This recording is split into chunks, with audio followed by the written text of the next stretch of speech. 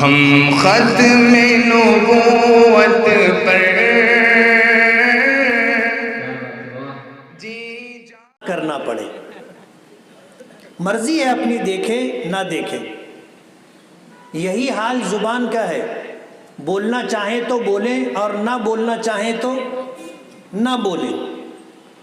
یہی حال زبان کے چکھنے کا ہے کہ چکھنا چاہیں تو چکھیں، نہ چکھنا چاہیں تو نہ چکھیں۔ ناک ہم سونگھنا چاہیں تو سونگھیں، نہ سونگھنا چاہیں تو نہ سونگھیں۔ لیکن کان اللہ نے ایسا بنایا ہے کہ دیگر اعضاء کے مقابلے میں اس کی حیثیت الگ ہے۔ ہم اگر سننا چاہیں تو سنیں اور نہ سننا چاہیں تو سننا پڑے گا۔ آواز آئے گی، ہر حال میں سننا پڑے گا۔ توجہ دیں نہ دیں یہ الگ بات ہے، لیکن آواز ہے، کان میں آئے گی تو سنائی دے گی۔ کان اور دیگر اعضاء کے مقابلے میں فرق یہ کہ آنکھ دیکھ کر کے خود ہی فیصلہ کر لیتی ہے کہ یہ رنگ کالا ہے یا سفید ہے، سمجھ فیصلہ ہو جاتا نا۔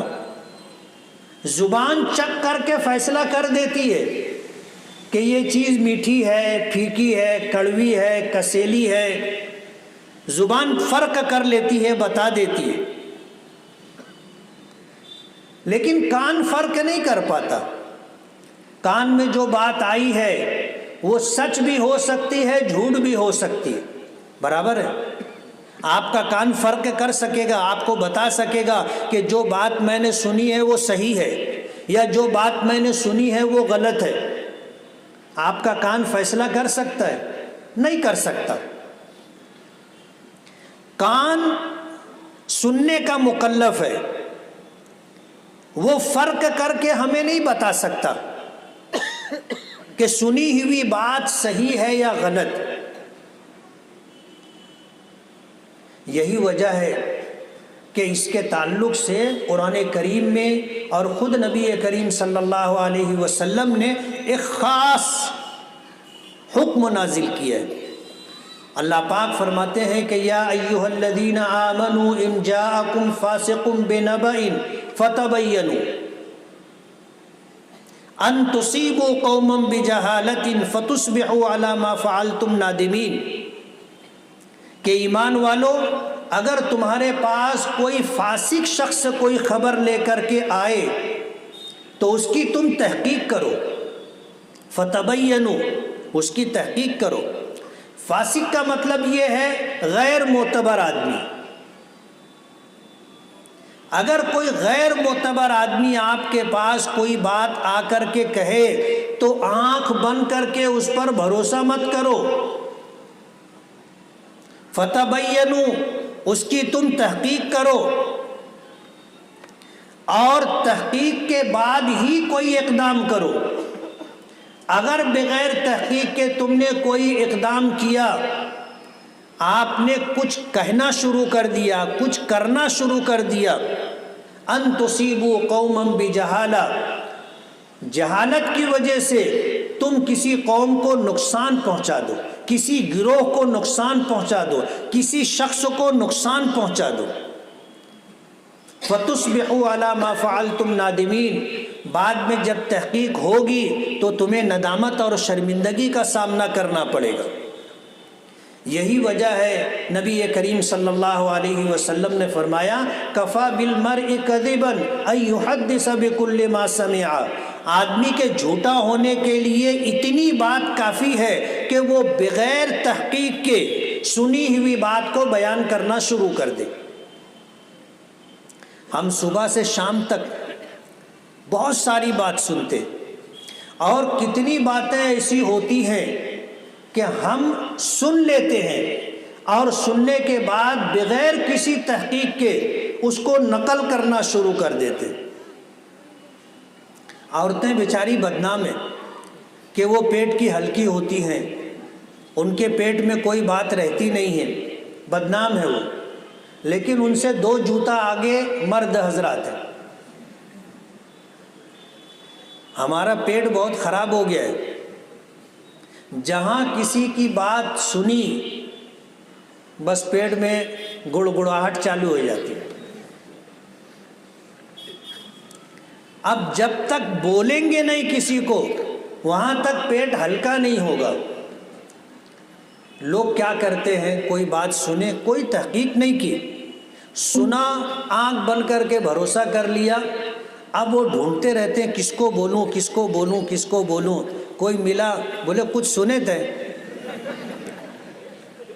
تو کہ کچھ معلوم پڑا. اب آدمی متوجہ ہو جاتا کہ بھائی کیا بات ہے. بس مفتی صاحب دوسری شادی کر لی.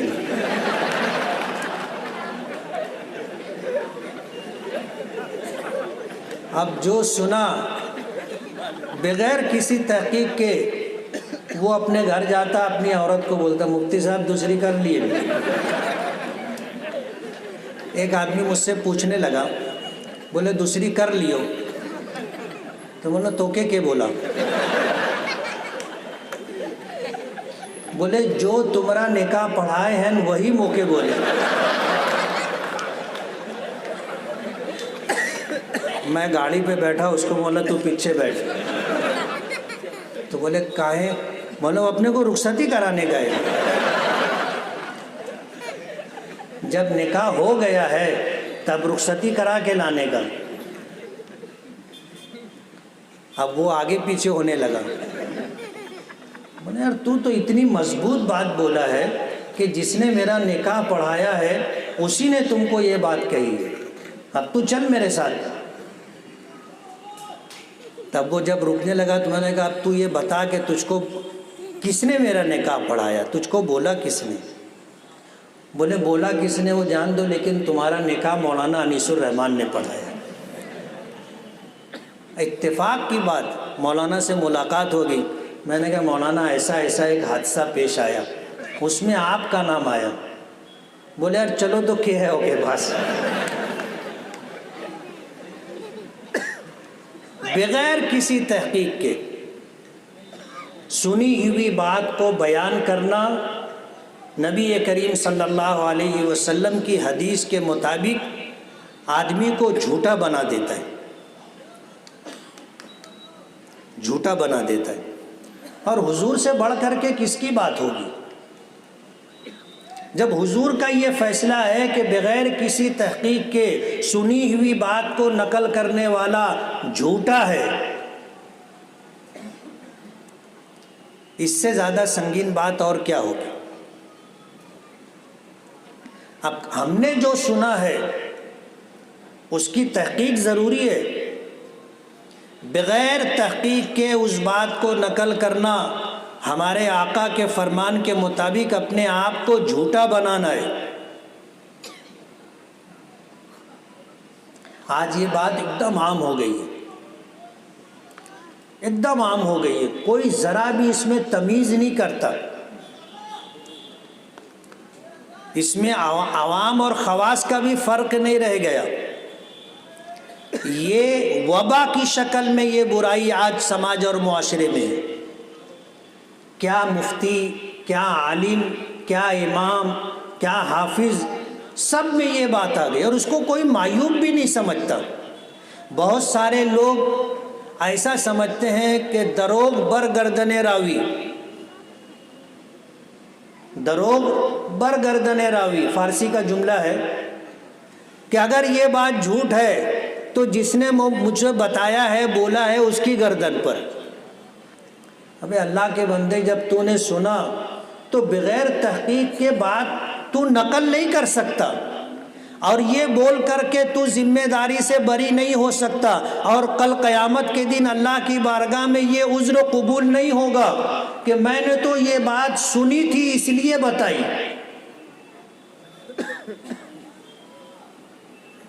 تو کوئی بھی بات اگر کان میں آئے تو پہلے اس کی تحقیق،